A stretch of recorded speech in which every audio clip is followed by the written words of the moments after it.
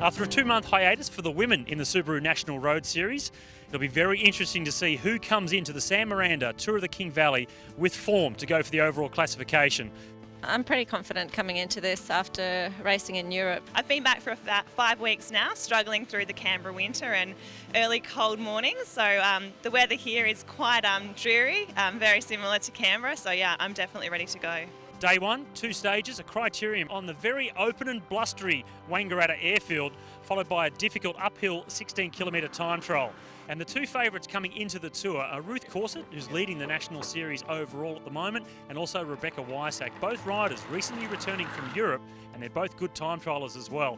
By all accounts, the 16-kilometre time trial in Stage 2 is going to be very decisive for the overall classification. I think that the time trial will define GC positions, but I also think it will allow for 2 really aggressive road stages the following 2 days. I think the time trial will probably be the most defining for the tour because it is 18k and you can lose a lot of time in the time trials.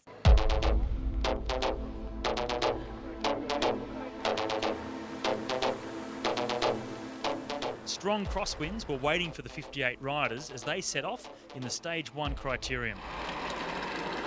But overall, series leader Ruth Corset wasn't looking for shelter as she went on the attack early, dragging 3 riders with her.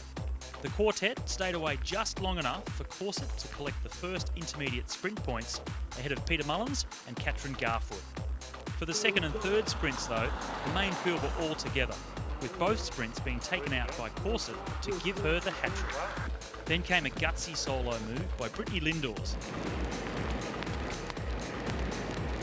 But that would be shut down by the hard work being done back in the peloton by Peter Mullins. Coming into the finish, it was again Corset leading around the final bend, but she couldn't hold off Kate Finnegan or the stage winner, Corset's teammate Katrin Garfoot, who claimed another victory for Penzar SPM. It was very tough because it was windy and slippery in the corners. I'm very happy. Ruth got the sprint chassis, that's great, and I was first overall. So that's a really good start.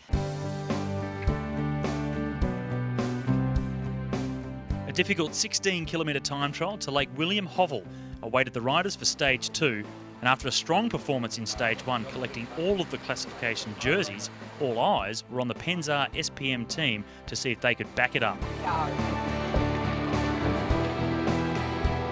The answer seemed obvious when Penzar's under-23 leader Janelle Crooks went to the top of the leaderboard with a time of 27 minutes and 11 seconds.